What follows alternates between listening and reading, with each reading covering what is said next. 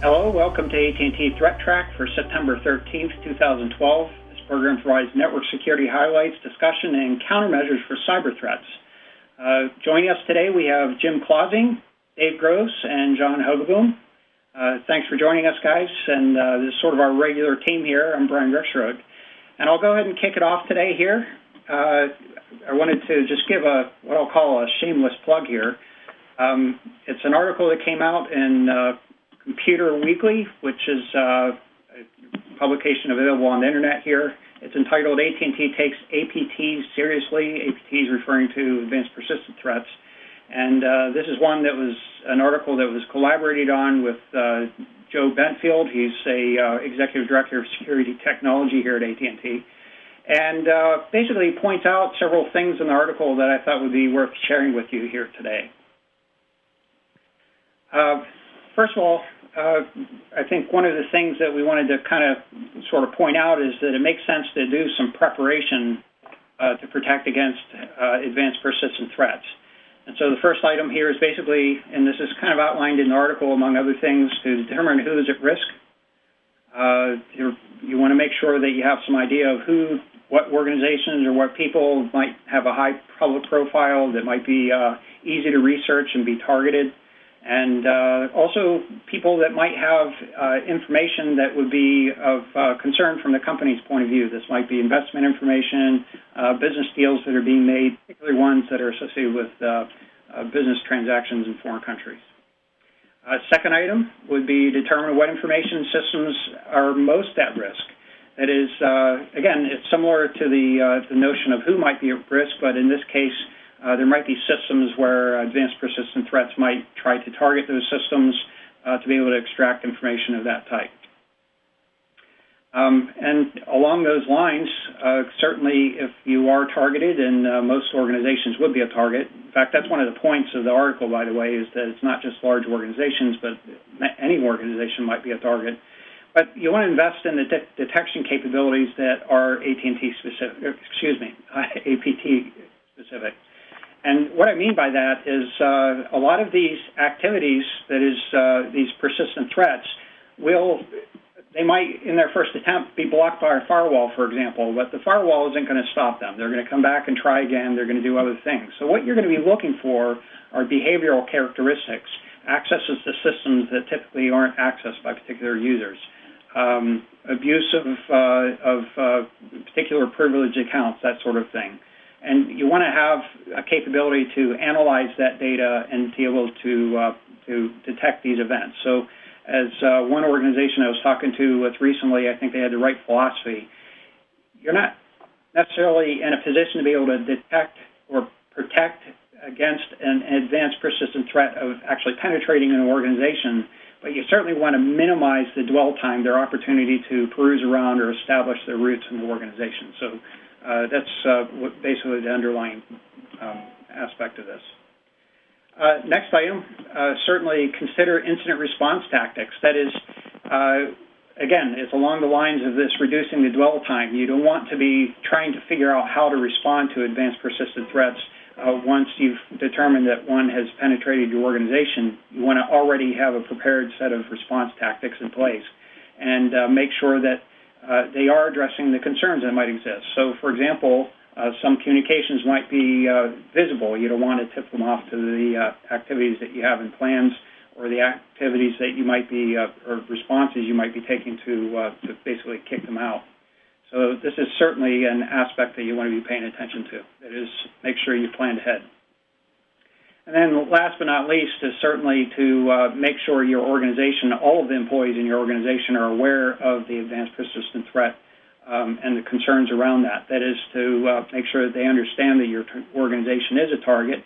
They may not perceive it, and they also need to understand that they may be an avenue for getting access to your organization. And so to make them aware of that and to give them the right training to help protect the organization and protect themselves. Right. So perhaps a little prolonged here, but I wanted to at least share that with you. Any comments from the group here?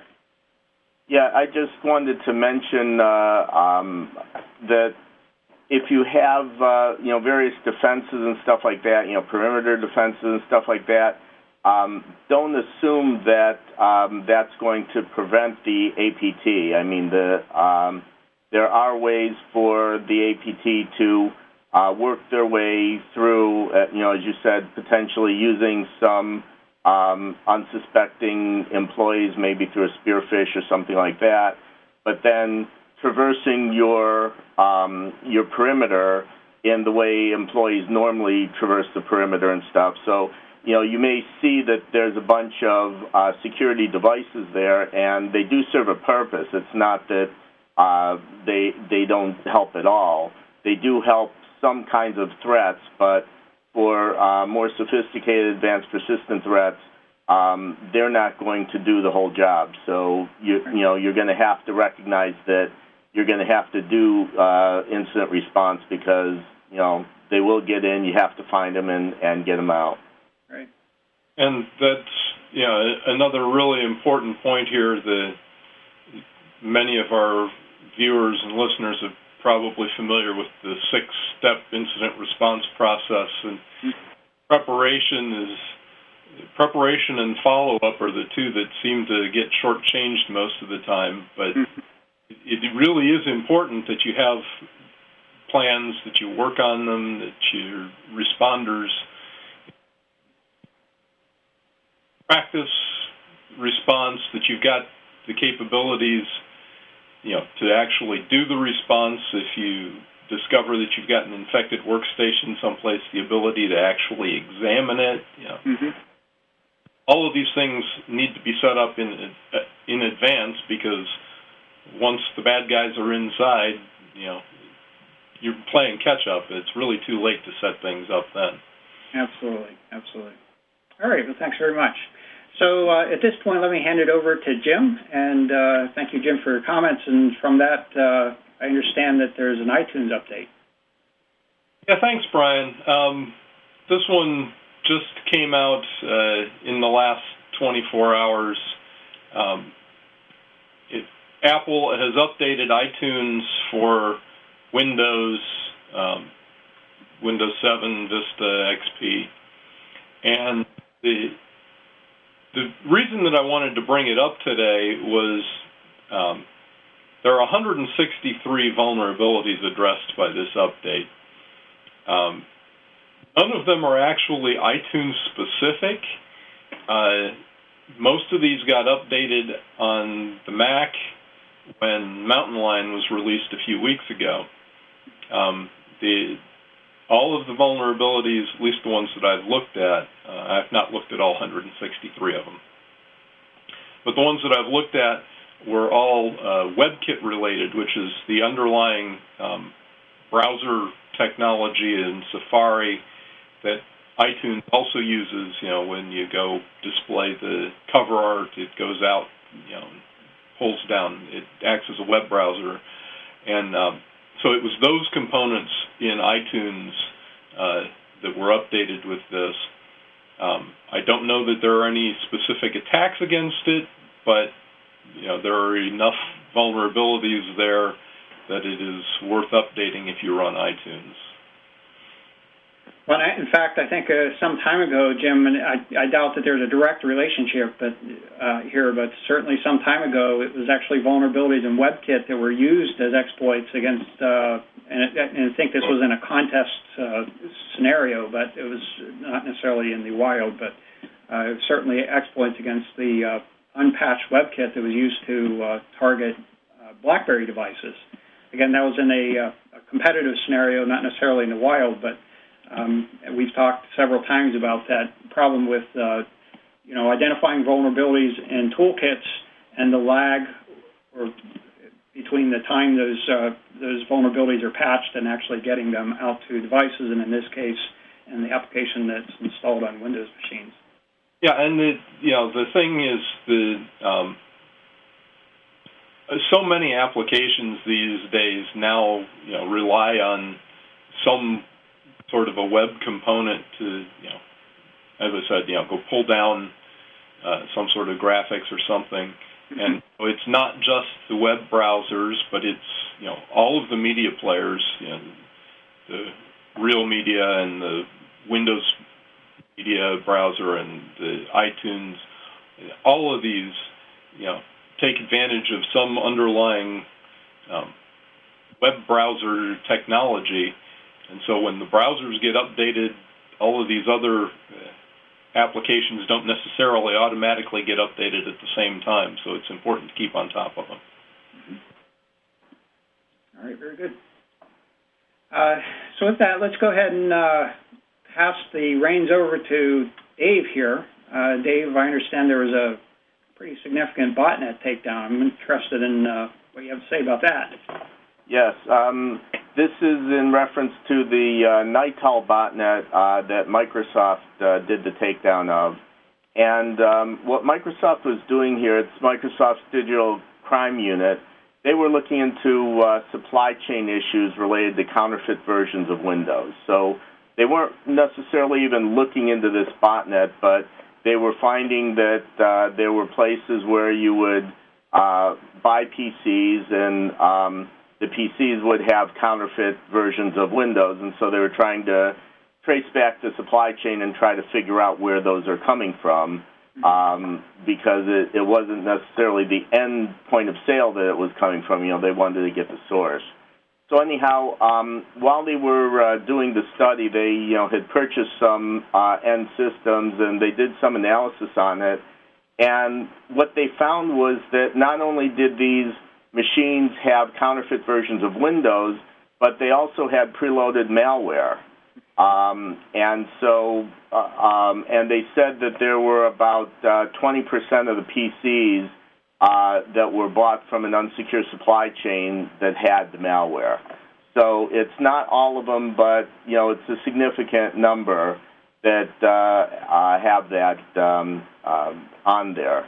So anyhow, this Nitol was one of the more significant ones that they found, and it's a rootkit. It connects to command and control to receive remote commands. It's like a typical malware that we've seen lots before. It can download new modules and executables. It can open back doors for more vulnerability, more attacks. They can do activity monitoring. It spreads via map network drives and USB flash drives and stuff like that. Mm-hmm. The interesting thing about this whole takedown was that Nitol's command and control was in the 3322.org domain. And that domain hosts a lot of different botnets and command and control for malware, not just this one. And under the court order for this takedown, Microsoft was given permission to act as authoritative name server for 3322.org. So right now, Microsoft controls that whole domain, and they were also given permission to affect the 70,000 malicious subdomains under the 3322.org that they found. So there are, they said in the article at least, that there are legitimate domains in 3322.org, and they're being allowed to proceed to the endpoint, but still Microsoft is controlling that parent domain. So we know that these other subdomains that are malicious are not going to get changed back because Microsoft has control of that. One of the other statistics that they said is, getting back to the Nitol botnet, is 85% of the Nitol infections were detected in China, and close to 10% were in the U.S. And of the command and control servers, 80% were located in China and 15% in the U.S. So that just gives you an idea of the distribution there.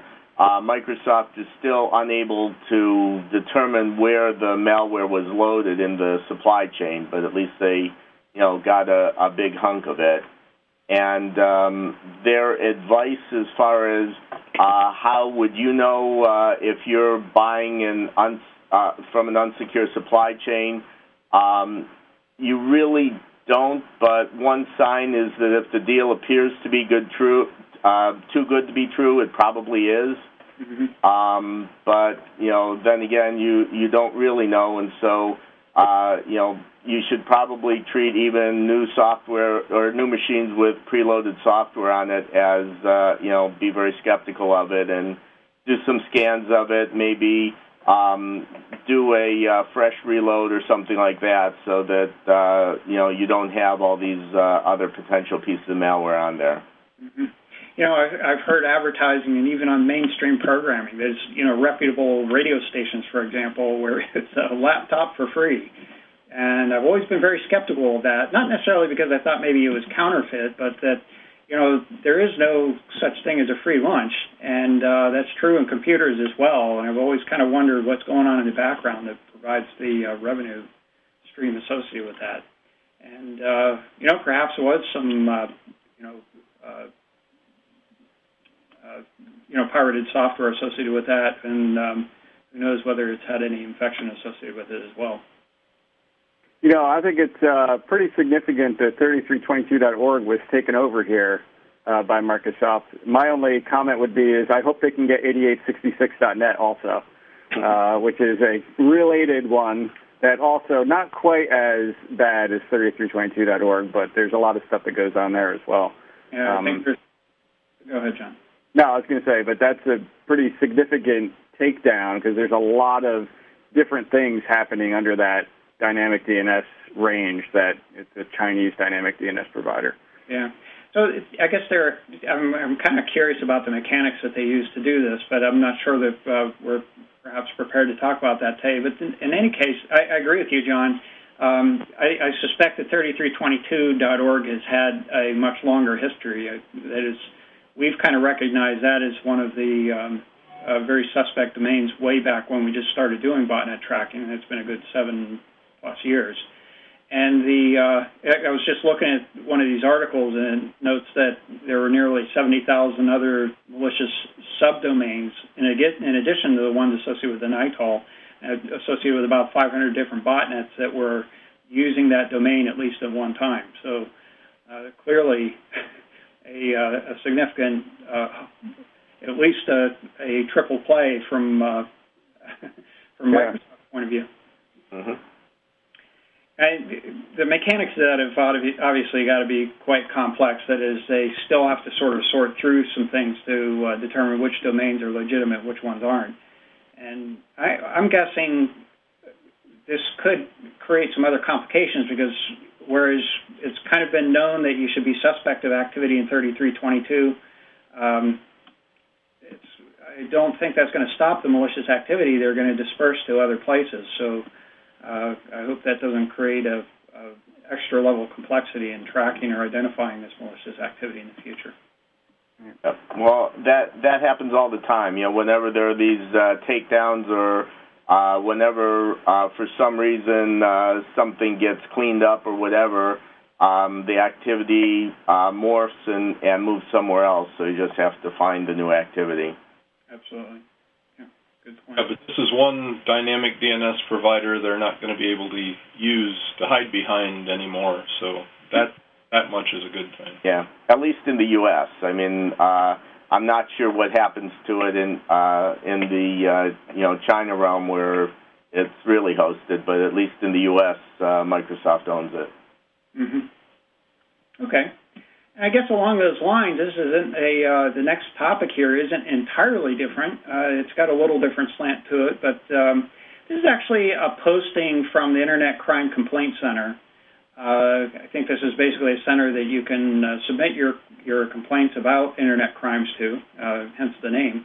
And it's really a part of the FBI that operates this. And so they're receiving complaints about criminal activities associated with the computer or the Internet, and they use that to help investigate crimes. But this is actually an advisory that had been posted back in May, so this is not something that's just come out, but I thought it would be worthwhile to sort of bring this up as a reminder. The issue here is that there had been instances of travelers' laptops being infected with malicious software using hotel internet connections. And so this is a case where when you're traveling to some countries, particularly ones of high risk, you're perhaps at risk of getting infected, particularly using internet connections.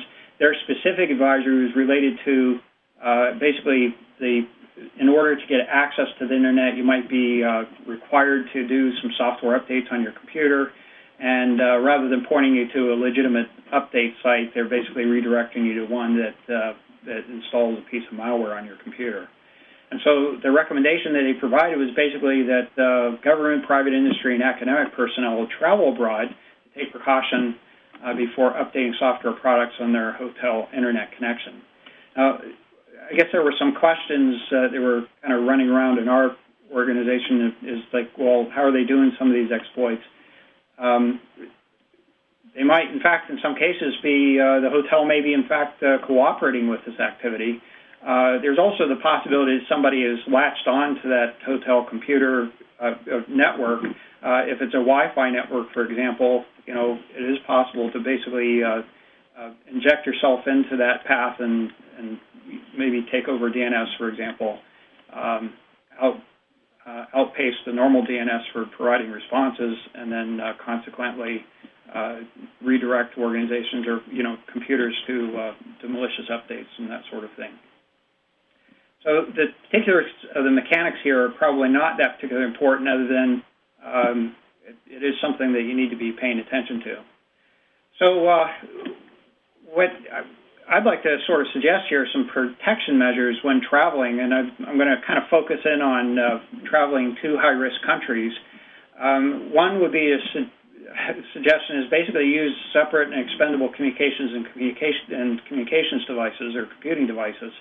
That is, there have also been cases where even when connecting to a foreign mobile network, that you might get updates pushed out to your device and consequently have the same sort of thing happen. So it's not just laptops that you should be concerned about, but also mobile devices, cell phones, smartphones.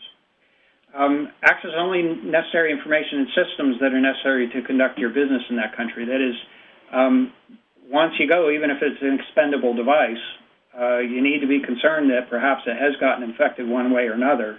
And so you want to make sure that you're careful about what systems you access. Maybe a password could get lost because they're capturing keyboard or screen images, that sort of thing. So that'll be something you'll want to pay attention to.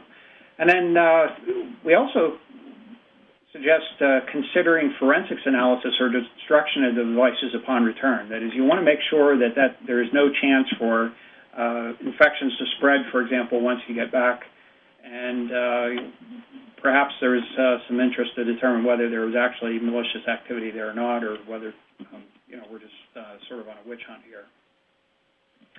And then last but not least, I recommend that you refer to Department of State advisories to help determine high-risk countries. So some of the countries that you might not currently consider to be high-risk may have indicators of being high-risk from a malware point of view.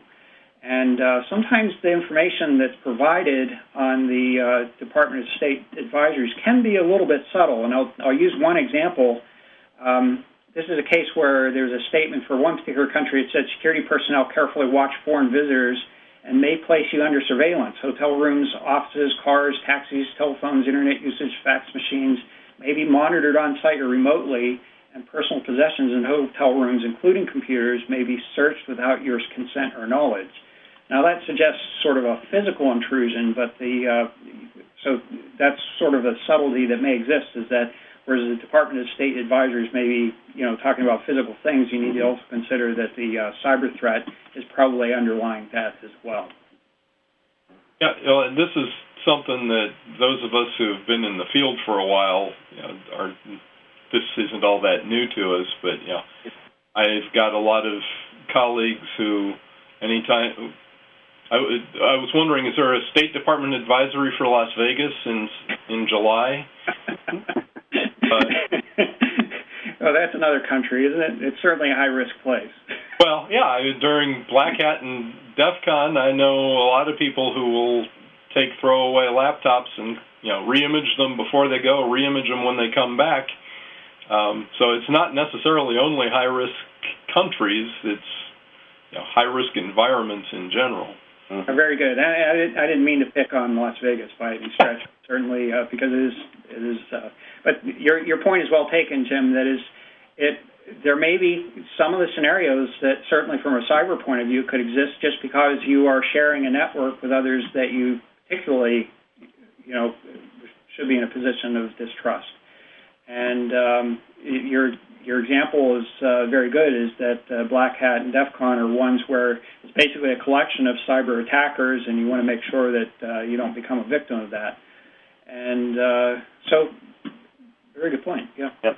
I think you closed the loop here with your opening discussion about advanced persistent threats, because it would not be atypical for particularly executives and whatnot for large companies traveling to foreign nation states to have their machines penetrated there such that when they return, they can start moving laterally within companies and organizations. So, I think you kind of came full circle in the discussion here, adding in another aspect that maybe people don't think about usually. Yeah, actually, one of the things I didn't point out here is, hopefully it's implied, is in this statement about forensics analysis and destruction of devices upon return. Absolutely, do not take one of those devices and put it on your enterprise network and expect to retain the security in that enterprise network. So. Right. And also, you had mentioned as far as passwords and stuff like that, they may get taken or eavesdropped. I would go a little bit further and say assume that they are.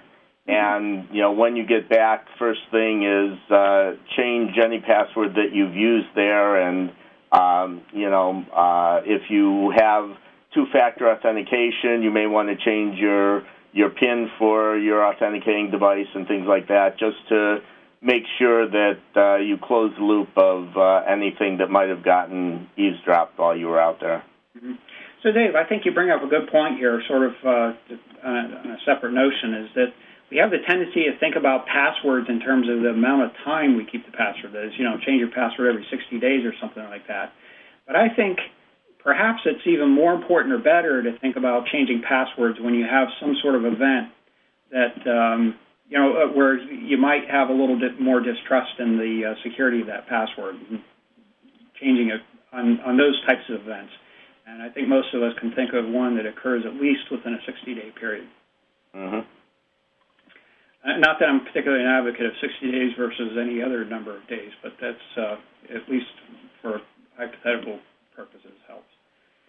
So let's go ahead and take a little bit of a look at activity that's been taking place on the Internet here. And first thing is basically a trending activity that I wanted to share with you here.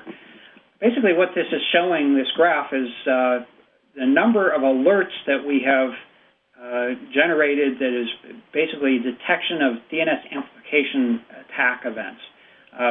These DNS amplification attacks, they're denial of service attacks. Basically, they're intended to flood a target with DNS responses. And we're looking at 90 days of activity here. And the thing that I wanted to point out is simply that, there were a certain number of events. It was probably on the order of maybe 90 or 100 events peaking out at a typical day this is going back to March of 2012. We had a couple of spikes here that went up to maybe around 180 events in a particular day. And again, this is just number of events. And I should point out, by the way, an event basically indicates that a particular IP address has been a target of attack. Now, what was sort of interesting here is right around the beginning of the summer, let's say about June 24th or 25th time frame, there was a significant increase in the number of events that we detected. So it went to maybe around 170 or so events, 150, maybe less than that, up to on the order of exceeding 400 events on a given day. And then since that time, it has even peaked out at up around about 700 events per day around the end of June, We had a little bit of a dip around the middle of July and then peaked out even higher near the middle of August, up around 1,000 events in a particular day. So that seems like some significant change in the trend of activity. Now, what's interesting is since then, since about the beginning of September, the trend has gone downward. So we don't know if that trend will continue in that direction, but it certainly suggests that it might. Interesting that this is sort of marks the beginning of the summer and the end of the summer, and I think we have another trend that we'll show you related to that in a moment, but perhaps there's some relationship to school activity. I'm not sure about that, or maybe it's just a guess. Yeah, well, it could be that the computers are on more during the day because the kids, whatever age, are home and on the computer where they wouldn't have been before.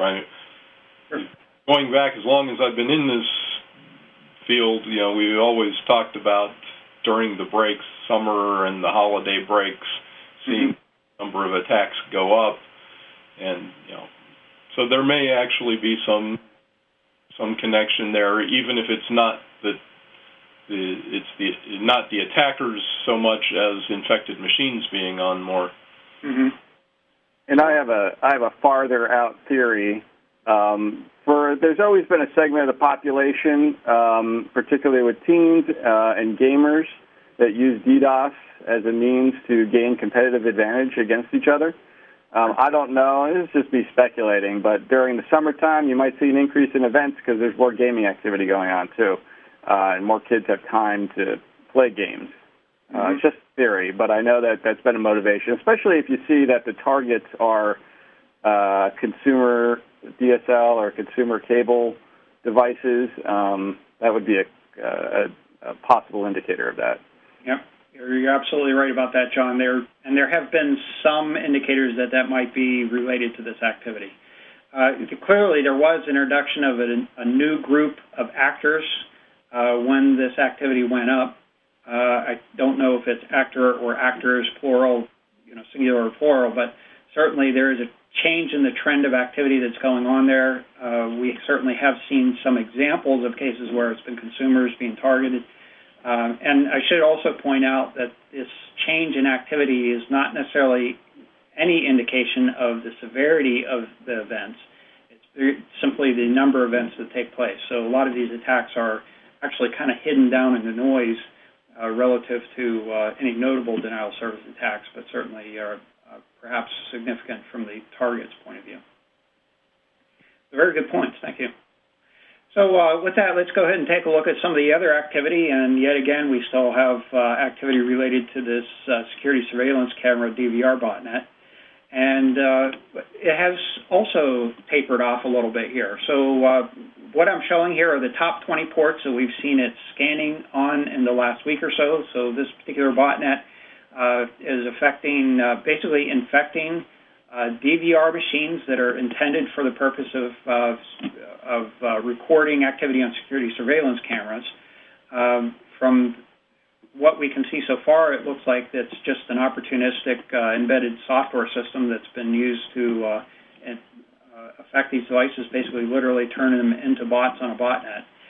And they're doing a lot of reconnaissance activity, presumably to either infect other devices or identify vulnerabilities that could be used for infection purposes. And so we're looking at the top 20 ports that have been scanned and the activity associated with this. And it's only been about 20 ports in the last week or so that this particular botnet has been scanning. That is, in previous weeks, I had reported on, I think last week it was probably 70 ports that we had identified as clearly originating from this botnet, and then in previous weeks exceeding 100. This particular week, it seems to have tapered down a little bit, only 20 ports that they appear to be aggressively targeting. One of those ports, port 6666, is not particularly significant other than the fact that there is another set of actors or other sources not a part of this botnet that are scanning here. So the activity level is elevated for that particular port, well beyond activity associated with this particular botnet. So in any case, looking at a different perspective here, this is showing, again, 30 days of unique source IP addresses associated with this scanning activity. And this is used a little bit as a reference to see how big the botnet might be. We're seeing on a given port about 9,000 different sources. We know the botnet's been segmented up a little bit. That is, some bots will scan on one port, some bots will scan on another port. We don't know how many of them are sitting idle and quiet at any given time. So this is a very crude way to measure the size of it. No strong indications of growth of activity or a decrease in activity here. And then last but not least, again, looking at just more generally scanning activity or events that we've detected associated with scanning activity. Similar to the graph we looked at first, this is a case where we're seeing at the start of the summer sort of a significant increase in the number of events. This would indicate a port that has been scanned, and that has continued through the summer, and it looks like at the end of the summer here that trend is going downward. So, and that's sort of indicative of the fact that I pointed out earlier, only about 20 ports scanned in this last week, whereas we had seen 70-plus ports scanned in the previous week. Again, not sure if this has any significance to the summer itself or to some schooling or anything of that sort, but certainly interesting observation. Looking at our fairly standard reports, the most probed ports for the week, we still certainly see activity for the ZeroAccess botnet. This is really peer-to-peer communications activities on port 16465, 16470, 16464, and 16471 UDP. And then among other ports, they're pretty standard. Port 23 TCP Telnet, that's port 22 TCP SSH, 3389, which is remote desktop protocol, and at the top of the list, port 445 for Windows NetBIOS. And similarly, for the most sources probing, pretty standard graph here, we do see a significant decrease in the other category. That is, we had actually seen the other category approaching half the graph in previous weeks. So there's been a significant decrease in the number of events. And again, fairly typical ones here. We see the ZeroAccess P2P port showing up in here, port 23 showing up here, 3389. And then one other port, port 210 TCP, which is associated with the command and control of this security surveillance camera DVRbot net. So I would like to point out that if you see activity on port 210 TCP, there is a very obscure and unused application that's associated with this port that is registered to this port. If you see port 210 activity TCP, you want to take a closer look at it. It may be an indicator of one of these bots on your network. And we have seen them attempting to target printers, for example, so it looks like, we don't know if they've been successful with that, but you might want to be suspect of those types of events. And that's our show for today. If you'd like to get in touch with us, you can email us at threattrack@list.att.com. This video program is available from the AT&T website. That's att.com/threattrack. It's also available on YouTube. An audio version is available on iTunes or FeedBurner. Just search for the name of the program, ThreatTraq. And certainly thank you, Jim, John, and Dave for joining us today. I'm Brian Rexroad. We'll be back next week with another ThreatTraq. And until then, keep your network safe.